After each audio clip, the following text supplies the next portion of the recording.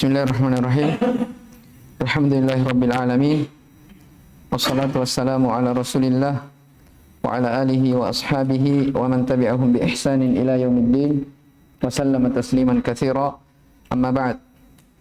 Qala al-muallif rahimahullahu ta'ala wa dalilul inabati qauluhu ta'ala wa anibu ila rabbikum wa aslimu lah. Dan dalil tentang inabah. Inabah itu artinya kembali kepada Allah Subhanahu wa taala. Jadi inabah apa? Ar-ruju'u ila Allah Subhanahu wa taala. Kembali kepada Allah Subhanahu wa taala. Dalil tentang inabah adalah firman Allah Subhanahu wa taala, "Wa anibu ila rabbikum." Kembalilah kalian kepada Rabb kalian. Wa aslimulah, dan berserah dirilah kepadanya. Iya. Jadi jelas pendalilannya kalau inabah itu adalah ibadah. Allah Subhanahu wa taala perintahkan. Wa anibu, kembalilah. Kalau Allah Subhanahu wa taala perintahkan, berarti Allah Subhanahu wa taala mencintainya. Dan kalau Allah Subhanahu wa taala sudah mencintai sesuatu, maka itu sudah disebut sebagai ibadah. Dan kalau dia sudah ibadah, memalingkannya kepada selain Allah Subhanahu wa taala berarti apa? Kesyirikan. Baik. Inabah itu semakna juga dengan taubat. Ya, jadi inabah bermakna apa? Semakna dengan taubat. Ya. Hanya kalau inabah dia lebih tinggi. Ya, lebih tinggi kandungannya daripada taubat. Maksudnya lebih khusus lagi. Ya. Jadi kan kalau taubat, ya dari kandungan taubat, ya namanya orang yang bertaubat kepada Allah Subhanahu wa taala, dia menyesali atau berlepas diri dari dosa yang dia lakukan. Yang kedua dari keharusan taubat, dia menyesali dari perbuatannya. Jadi berlepas diri dari dosa. Yang pertama, yang kedua dia menyesali dari perbuatannya. Yang ketiga, berazam, bertekad untuk tidak kembali kepada perbuatannya tersebut. Ya, inabah ya mencakup itu semuanya. Ya, mencakup itu semuanya.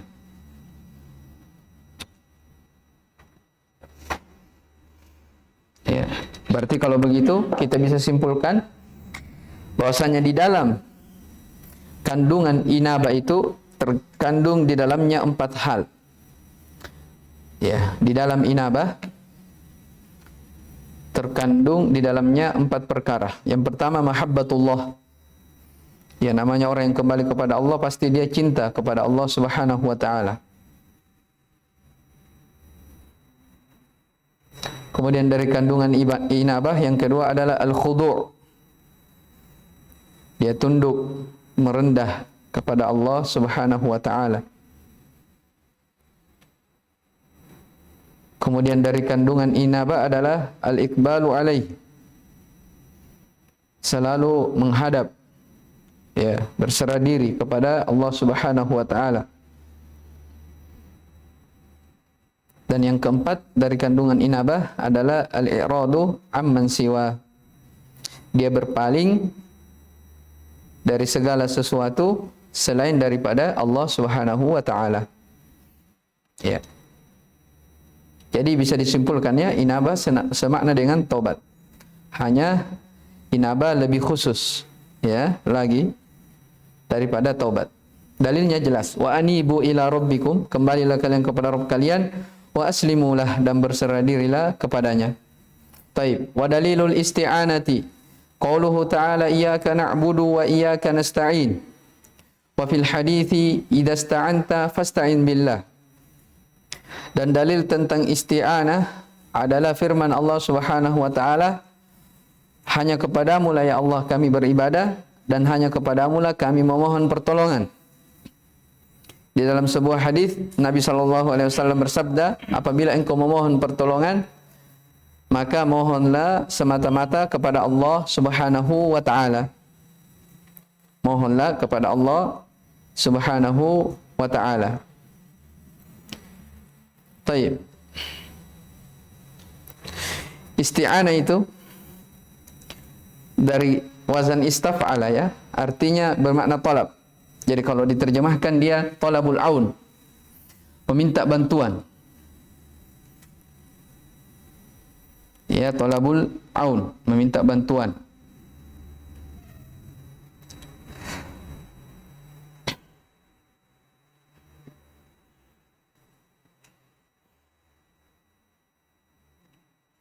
Di dalam isti'anah terkandung di dalamnya 3 perkara.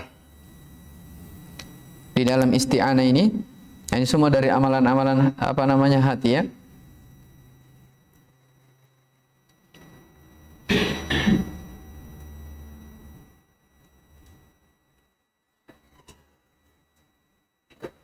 Baik. Yang pertama dari kandungan isti'anah, kesempurnaan penghinaan diri kepada Allah Subhanahu wa taala.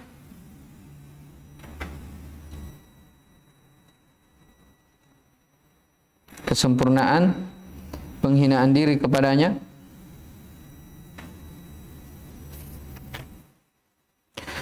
Yang kedua, as-siqatu billah. Dia percaya kepada Allah Subhanahu wa taala.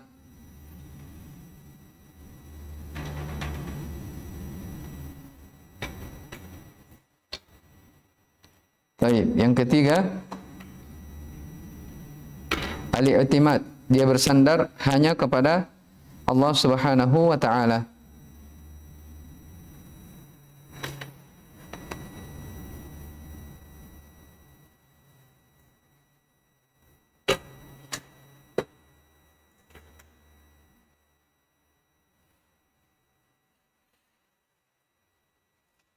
Jadi itu 3 kandungan dari isti'anah. Yang pertama tadi apa? Iya. Kesempurnaan penghinaan diri kepada Allah. Jadi al-khudu' wat tadallul. Itu yang pertama. Yang kedua, as-siqatu billah. Dia percaya ya kepada Allah Subhanahu wa taala. Dan yang ketiga, al-i'timadu 'ala Allah subhanahu. Bersandar hanya kepada Allah. Ya, namanya orang meminta bantuan. Ya, tentunya 3 hal ini terkandung di dalamnya. Ya, terkandung di dalamnya. Taib, ada beberapa bentuk isti'anah yang disebutkan oleh para ulama. Di antara bentuk isti'anah, ya, isti'anah kepada Allah Subhanahu wa taala, ini yang dibahas di sini ya. Jadi isti'anah ini adalah kekhususan Allah Subhanahu wa taala. Yang terkandung di dalamnya itu tadi, yang 3. Baik, kemudian dari bentuk isti'anah juga adalah isti'anah kepada makhluk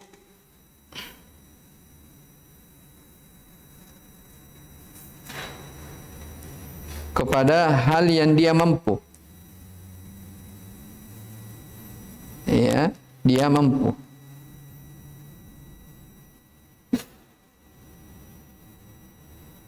Minta bantuan kepada sesama pada perkara yang dia mampu, dia hadir di situ. Ini boleh atau tidak? Ini boleh ya. Baik. Dengan syarat apa? Hadir dan dia mampu. Kalau dia minta bantuan kepada orang lain, tapi orang itu tidak ada di sisinya, boleh atau tidak?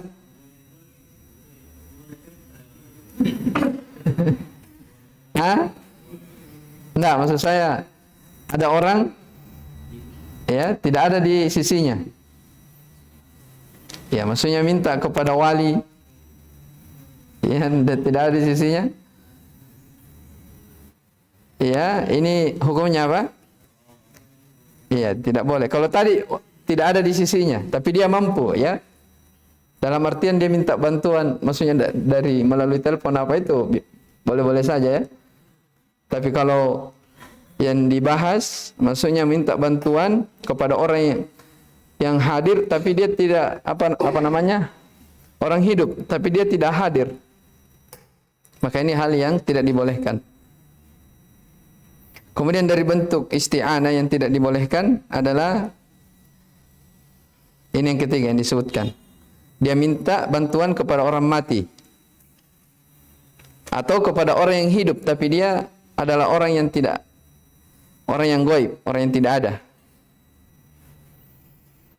Nah, ini bentuk dari kesyirikan juga.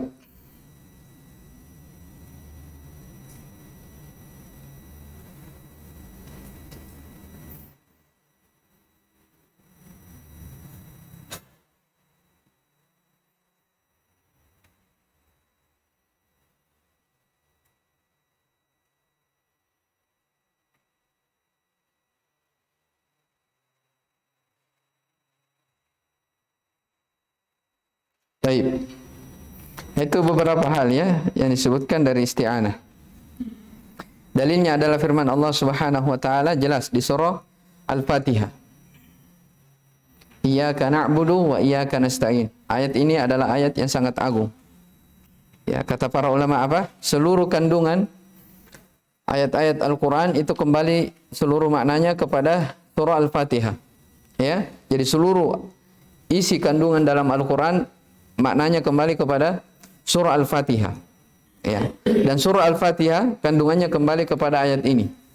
Iyyaka na'budu wa iyyaka nasta'in. Ya, makanya ada ulama yang namanya siapa itu? Abu Ismail Al-Harawi. Ya, menulis kitab tentang apa? Manazilu As-Sairin. Jenjang-jenjang penghambaan. Ya, khusus menjelaskan ayat ini. Ya, itulah yang yang dijelaskan oleh imam yang terkenal, Imam Ibnu Qayyim rahimahullah taala dalam kitab beliau Madarijus Salikin yang dicetak sekarang beberapa jilid, ya, menjelaskan apa? Jenjang-jenjang penghambaan dari ayat ini. Iyyaka na'budu wa iyyaka nasta'in. Nah, ini luas ya kandungan dan maknanya. Baik. Wallahu a'lam. Kemudian wa fil hadits idza sta'anta fasta'in billah. Apabila engkau mohon bantuan maka mohonlah kepada Allah Subhanahu wa taala. Baik. Kemudian wa dalilul isti'adzati qauluhu ta'ala. Qul a'udzu birabbil falaq wa qul a'udzu birabbin nas. Ini semua masih bentuk-bentuk ibadah ya. Ya, kata beliau, dan dalil tentang isti'adzah adalah firman Allah Subhanahu wa taala, "Qul a'udzu birabbil falaq." Katakanlah, aku berlindung kepada Rabbil falaq. Wa qul a'udzu birabbin nas. Dan aku berlindung, katakanlah Nabi Muhammad, aku berlindung kepada Rabb manusia. Ya, isti'adzah artinya talabul i'adah. Dia memohon perlindungan. Memohon perlindungan.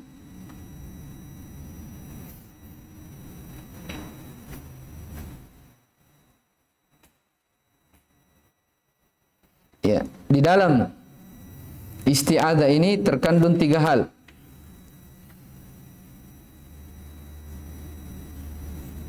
Yang pertama,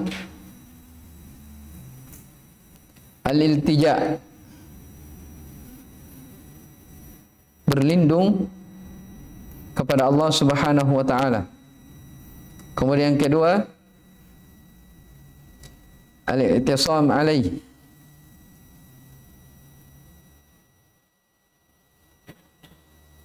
berpegang teguh kepada Allah Subhanahu wa taala.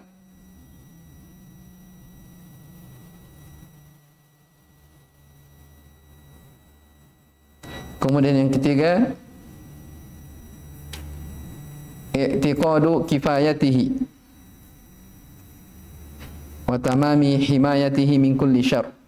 Meyakini bahwa Allah Subhanahu wa taala yang maha mencukupinya. Ya, Allah Subhanahu wa taala yang akan mencukupinya. Ya, yang menjauhkannya, yang melindunginya dari segala bahaya.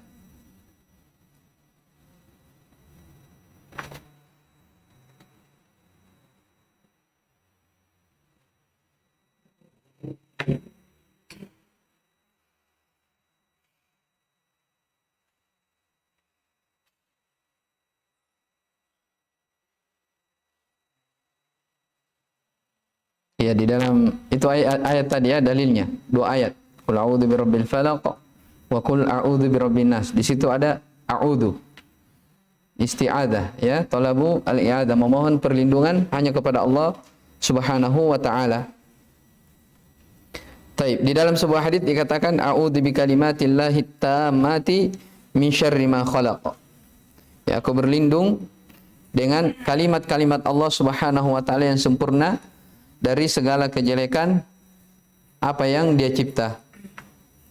Ya, wa a'udzu billahi wa qudratihi min syarri ma ajidu wa uhadir. Dalam lafaz yang lain dikatakan a'udzu bi izzatillahi wa qudratihi. Ini semua lafaz-lafaz hadis terkandung di dalamnya permohonan apa namanya? Isti'adzah, ya, mohon perlindungan kepada Allah Subhanahu wa taala. Baik, kemudian berikutnya wa dalilul istighatsati qauluhu ta'ala ittastaghitsuna rabbakum fastajaba lakum. Ya, istastaghitsuna rabbakum fastajaba lakum. Ini di surah Al-Anfal, ya. Ya, al-istighatsah sama. Dia talabul ghauth. Talabu al-ghauth artinya memohon agar diselamatkan dari bahaya. Istighatsah, ya.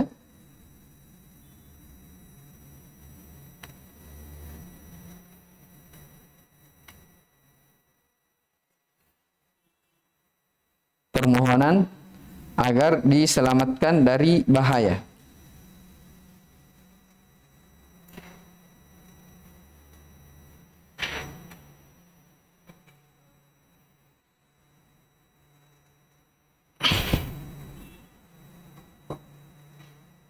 Itu istighatsah. Ya, mungkin bisa dibedakan dengan yang lainnya. Jadi kan kalau misalnya berdoa, itu doa kan minta apa? Permintaan juga, berlindung, ya. Kalau istighatsah, seseorang dia berlindung dari sesuatu yang membahayakan. Ya, kalau doa dia berlindung juga, tapi sifatnya cakupannya lebih umum, lebih luas. Jelas ya? Itu kalau doa. Nah, terus kalau misalnya kalau isti'adzah tadi apa? Mohon apa? Itu istighatsah. Kalau isti'adzah mohon perlindungan. Apa bedanya dengan istighatsah?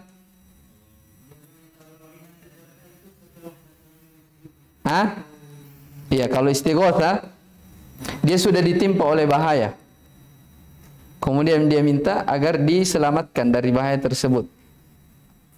Jelas ya? Itu kalau istighatsah. Kalau isti'adzah, ya ini belum apa? Belum terjadi. Belum terjadi. Bisa dipahami ya? Baik. Isti'adzah, istighatsah.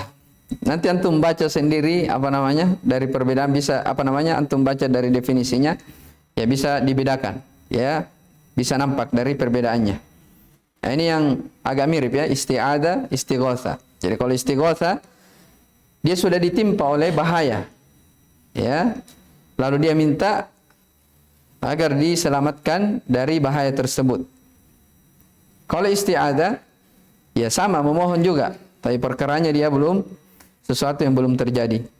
Taib, di dalam istighatsah itu ada dua kandungannya, disebutkan oleh para ulama. Yang pertama,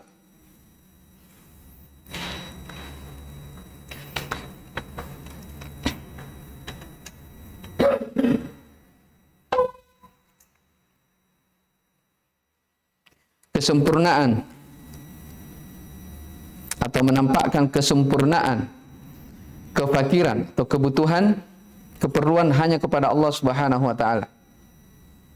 Artinya seseorang kalau dia beristighatsah betul-betul dia butuh, ya, agar diselamatkan. Jadi kesempurnaan apa? Kefakiran, kebutuhan, keperluan hanya kepada Allah Subhanahu wa taala. Yang kedua dari kandungannya, dia harus yakin bahwa Allah Subhanahu wa taala yang mencukupinya. Pasti Allah Subhanahu wa taala yang mencukupinya.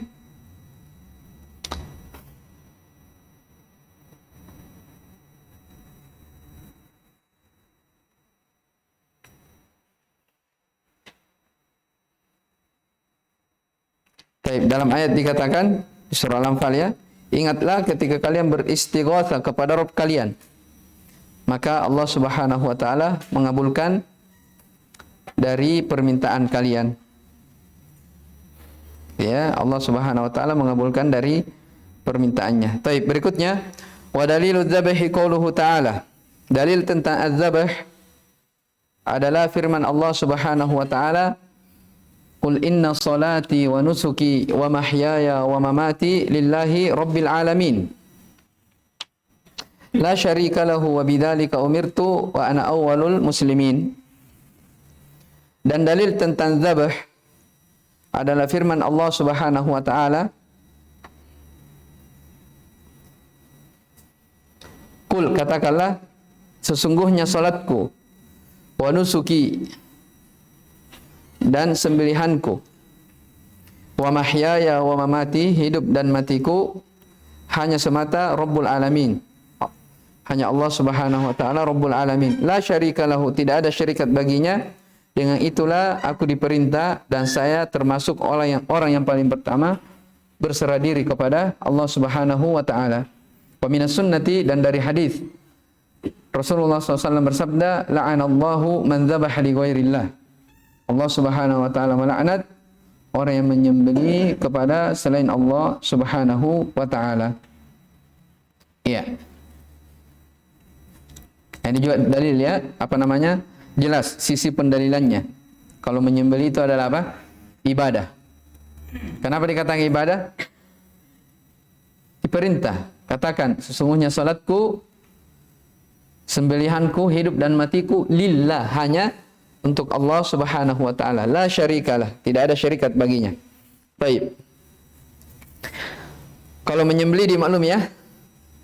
Ya, menyembelih itu kalau disebutkan di sini izhaqur ruhi bi iraqatid dam ala wajhin makhsus. Jadi mengeluarkan ruh dari hewan yang disembelih, mengeluarkan ruh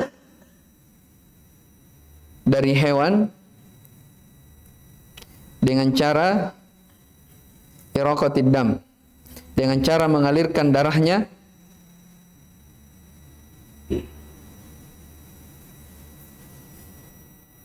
dengan bentuk yang telah ditentukan, ala wajhin makhsus, dengan bentuk yang telah ditentukan.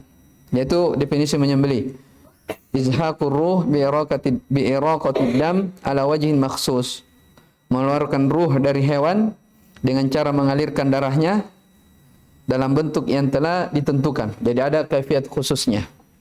Jelas ini ya? Baik. Dalilnya jelas. Satu ayat dalam Al-Quran, kemudian disebutkan dalam hadis, Allah Subhanahu wa taala melaknat orang yang menyembelih kepada selain Allah Subhanahu wa taala. Ya, laknat. Laknat itu artinya apa? At-tard wal ibad. Orang yang dijauhkan min rahmatillah, dari rahmat Allah Subhanahu wa taala. Itu namanya apa namanya? Itu arti dari laknat. Ya, kalau orang dilaknat berarti orang itu dijauhkan dari rahmat Allah Subhanahu wa taala. Baik, yang terakhir, wa dalilun nadri qauluhu ta'ala. Dalil tentang nadar adalah firman Allah Subhanahu wa taala, yufuna bin nadri wa yakhafuna yawman kana syarruhu mustatira. Ya.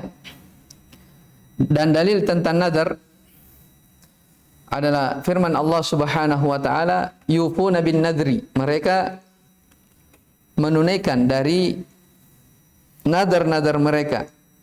Wa yakhafuna yawman kana syarruhu mustatira, dan takut akan suatu hari yang siksaannya itu merata di mana-mana. Ya. Jadi Allah Subhanahu wa taala dalam ayat ini Allah memuji orang-orang yang menunaikan nadarnya. Ya, kalau Allah Subhanahu wa taala memuji, berarti Allah Subhanahu wa taala mencintainya.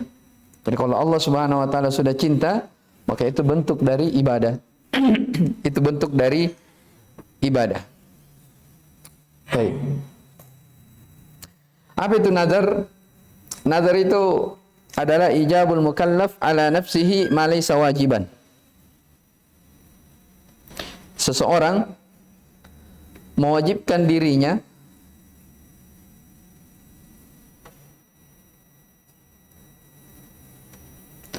seseorang mewajibkan dirinya padahal hakikatnya tidak diwajibkan secara syar'i. Jadi perkara itu sebenarnya tidak wajib, tapi dia sendiri yang membuat dirinya apa? Mewajibkan untuk melakukan hal tersebut. Itu namanya apa? Bernazar. Ya. Paham ya? Ijabul mukallaf ala nafsihi ma laysa wajiban.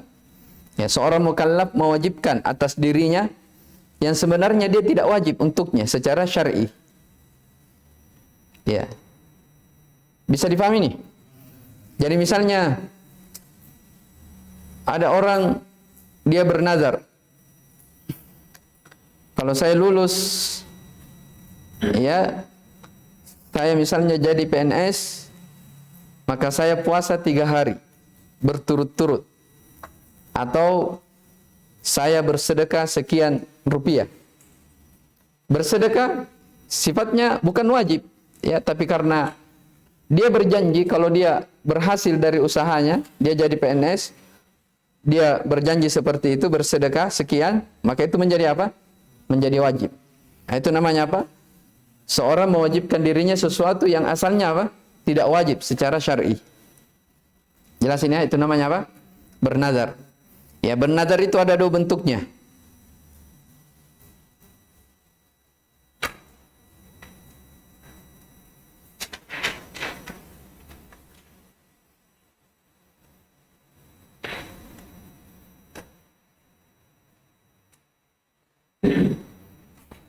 Ya, yang pertama ada nazar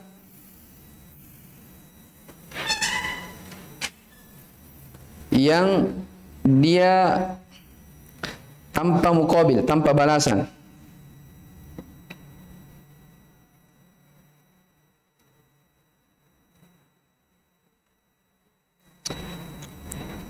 Nah, ini hukumnya tidak masalah ya. Yang tanpa muqabil ini. Jadi maksudnya tanpa muqabil, dia hanya sekedar bernazar. Tidak ada sesuatu yang dia apa? Diharapkan di belakangnya. Nah, ini bentuk dari ibadah. Jadi hukumnya ini tidak masalah. Kalau itu tanpa muqabil. Yang kedua ada nazar yang memang dia mengilzam dirinya tapi mengharapkan balasan. Ya.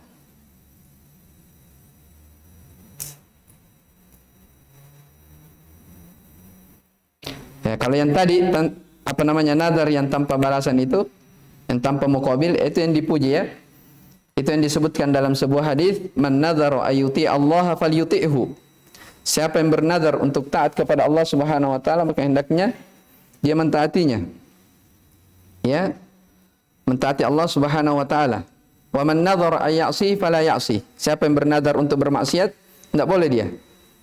Baik, yang kedua, nazar yang diharapkan belakangnya balasan. Nah, ini yang tidak dibolehkan. Tapi kalau seorang sudah terlanjur bernazar seperti itu, maka kewajibannya dia harus apa? Tunaikan. Seperti tadi yang dicontohkan. Jadi dia mau bersedekah, kalau apa? Berhasil usahanya. Itu namanya apa? Nazar yang diharapkan di belakangnya apa? Balasan. Nah, ini yang sifatnya tercela ya, karena Nabi SAW mengatakan apa? Innahu la ya'ti bi khair. Sesungguhnya nazar yang seperti itu tidak mendatangkan kebaikan. Innama huwa yastakhriju minal bakhil. Yaitu hanya dilakukan oleh orang-orang yang bakhil, orang-orang yang kikir. Jadi nanti mau berinfak ketika dibalas. Ya, tapi kalau misalnya orang sudah terlanjur bernazar, maka kewajibannya dia harus apa? Dia harus tunaikan. Itu kalau nazar ketaatannya. Tapi kalau nazar yang bentuknya maksiat, tidak boleh dia apa namanya kerjakan. Ya, jadi kalau misalnya dia bilang, kalau saya bisa baca kitab di sini selama 1 tahun, ya, pulang kampung, ya saya akan datangi kuburan si fulan. Ya, misalnya ya contoh. Nah, ini bernadar, mengilzam dirinya, tapi ini hal yang apa? Tidak dibolehkan karena nadar yang bentuknya maksiat. Nadar yang bentuknya maksiat. Baik, ini apa namanya? Ini yang terakhir yang disebutkan oleh Syekh. Dalilnya yufuna bin nadri. Mereka menunaikan nadar-nadarnya. Jadi Allah Subhanahu wa taala memuji ya orang-orang yang menunaikan nadar. Wa yakhafuna, dan mereka takut pada suatu hari yang mana pada hari itu siksaan merata di mana-mana. Baik, ini yang disebutkan oleh Syekh rahimahullah taala bentuk dari bentuk-bentuk ibadah. Tapi penyebutan di sini artinya ibadah itu bukan hanya ini, bukan. Tapi ini sekedar apa? Di antaranya. Ya, di antara jenis ibadah ini yang disebutkan. Jadi sudah kita tahu kaidahnya ya. Kapan dipalingkan ibadah itu, kalau sesuatu sudah dikatakan ibadah, memalingkannya kepada selain Allah Subhanahu wa taala, itu hukumnya apa? Syirik. Ya, hukumnya syirik. Taib. Jadi kalau ibadah itu milik khusus, haknya Allah Subhanahu wa taala. Tidak boleh dipalingkan kepada selain Allah Subhanahu wa taala. Taib. Ini Masya Allah ya, disebutkan jenis-jenis ibadah, disebutkan dalilnya ya, dari ayat, dari hadis. Ya, ini apa namanya? Saya berbicara, setiap perkara berbicara dengan dalil. Baik, hadza wallahu alam. Selesai apa namanya? Dari al-aslu al-awwal.